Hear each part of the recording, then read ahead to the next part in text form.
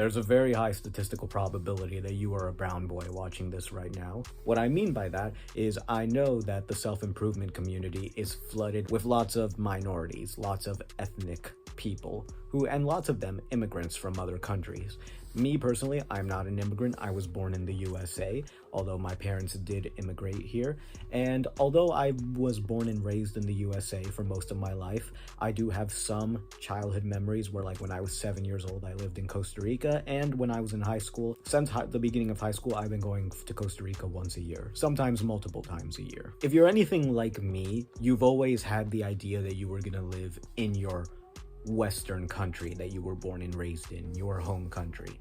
In the USA, definitely feels like it's my cultural home country. Like, I speak English better than I speak Spanish. When I think of, like, the olden days, I think of colonial America. I have no idea what colonial Costa Rica even looked like. I had the same exact schooling as a white, culturally American. I do consider myself culturally American, so to speak. This country feels like home, but at the same time, it feels so alone. So you've probably only really considered living in America or whatever it is you're from, the UK, Australia, New Zealand, wherever, Canada. You've only considered living there because of what everyone tells you, you know, it's good for work, you make more money there, higher standard of living, higher quality of living, yada, yada, yada. But is it really?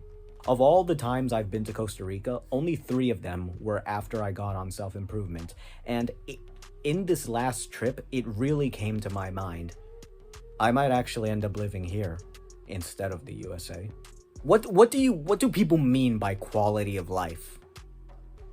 Like, the life in Costa Rica is great. Now, obviously, not all Latin American countries are like this. Costa Rica actually is like one of the safest Latin American countries, along with Argentina. I fully understand that there are plenty of Latin American countries where, like, the drugs cartels have everything on lockdown and, like, it's a literal war zone.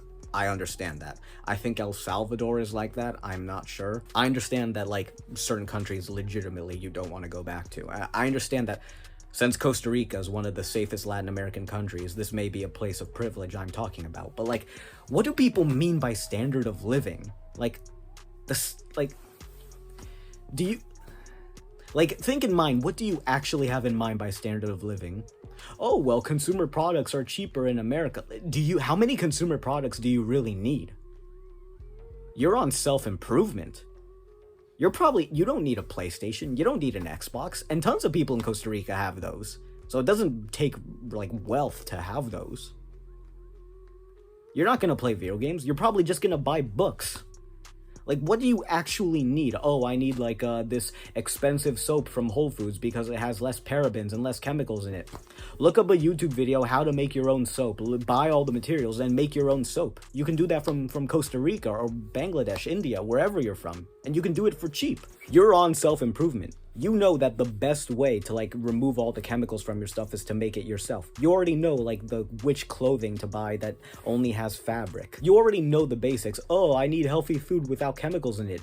These ethnic countries have that in spades. They're actually better than the USA in this because the natural ingredients are actually cheaper because they're just from local farms. Oh, but then I won't have access to, like, a few things like good sushi or, like, some other cosmopolitan stuff like Muay Thai.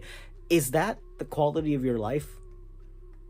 When I go to Costa Rica, I'm with my family. I'm with friends. I'm with people who will always be there for me.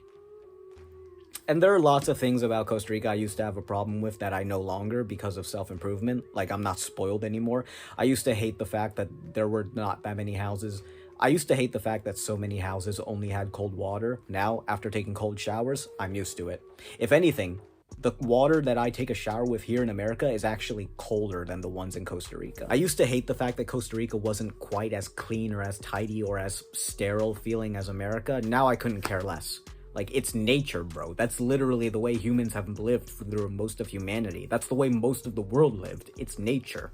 You wanna know what else is amazing? So, my current job, I work as an aide for a family, and this is a wealthy family. Like, pretty wealthy. They live in a really wealthy town. They have a huge house, it's not quite a mansion, but it's a really, really big house. Fine material, the wood looks excellent. It's truly amazing. You can tell they make a lot of money. I actually prefer like the average Costa Rican house that my family has compared to their house. Now, granted, my family is like not exactly down in the dumps because my family saved up a lot of money. Also, when they were like a lot younger, they came to America to work and then went back once they made enough money to build houses. So the houses there are like a bit better, but like the average Costa Rican house, which isn't that great, like I actually prefer it to the rich and wealthy house my employers work in because it feels more natural and it feels like it won't fall apart. So I recently saw a movie with my family called Leave the World Behind. It's this movie where like they take out the US infrastructure. They take out the internet, the GPS, the satellites, and in the cities, people die. Like no one knows how to drive without a GPS. No one knows how to function. They're in the cities, like they don't grow their own food. Where do they get medicine? Where do they get all this stuff? It collapses. You know who survives? The people on the countryside. I was thinking as I was watching this movie, like, wow, if this happened in Costa Rica, they would be perfectly fine. They grow their own food. They know where to get everything. Like, it'd be fine. In fact, that actually happened. One of my relatives told me, no, yeah, that happened. Like, there were times where, like, there have been times in the past where, like, the roads were completely cut off, I think from a landslide or something from the capital, and they just sustained themselves in the town. They were perfectly fine. That's what I'm saying. It's like this rich family that I work for here in the States, something happens, they can't manage the house on their own. They need to call an electrician, they need to call a plumber, they need to call this, they need to call that. In Costa Rica, each house could be maintained by one, maybe two people. If you have your family living right next to you, everyone knows how to do something. What I'm trying to say is open up your mind to the possibility of living in your country. Obviously with a good job. Hopefully you want to like use your time here to get a degree in like physical therapy or computer programming or engineering or something so you can have a good job going back. But open your mind up to it. Especially now that you're on self-improvement, now that you're not a degenerate. Like, you really don't need that much consumer BS. I hope you have a good night, and I hope it gave you something to think about. Peace.